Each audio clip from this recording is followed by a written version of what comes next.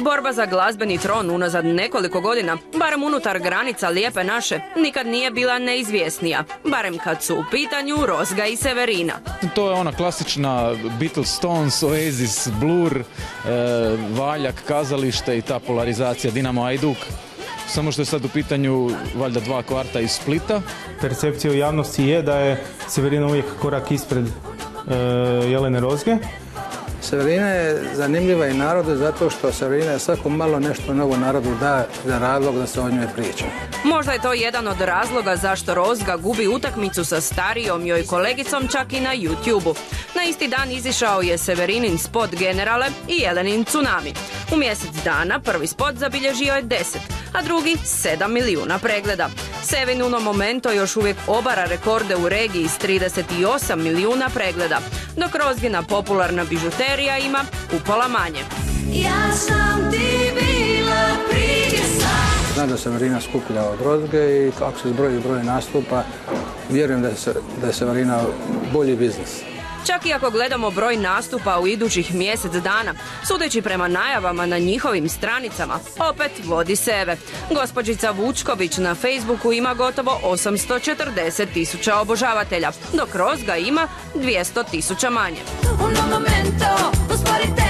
Po meni je u svakom momentu na prvom mjestu ona koja u tom ima hit. Tako da kad Rozga imala onu svoju bižuteriju, ona je vladala medijima i punjenjem klubova. A sad Severini ovaj zadnji album je odlično prošao, tako da me ne čudi što je ona u ovom momentu na broju 1. A pokazalo se i to da borba za prvo mjesto hrvatskih top ljestvica nije jedina. Naime, paralelno vode i opaku borbu dekoltea, imidža.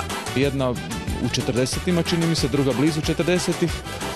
I dalje su iznimno lijepe, dotjerane, paze, guzice su utegnute, glazba je takva kakva je, desetljećima se ne mijenja.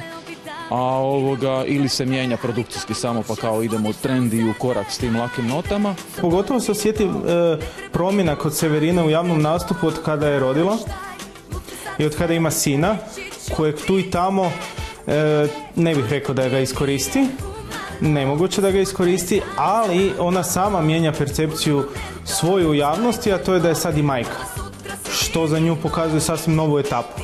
Dok Jelena Rozga i dalje djetinja staje.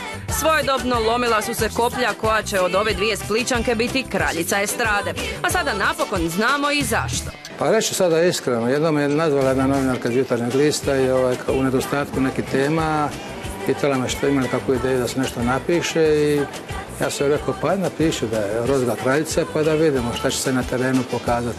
A na terenu, čini se, ipak se pokazalo suprotno. No glazbeni stručnjaci i za to imaju odgovor.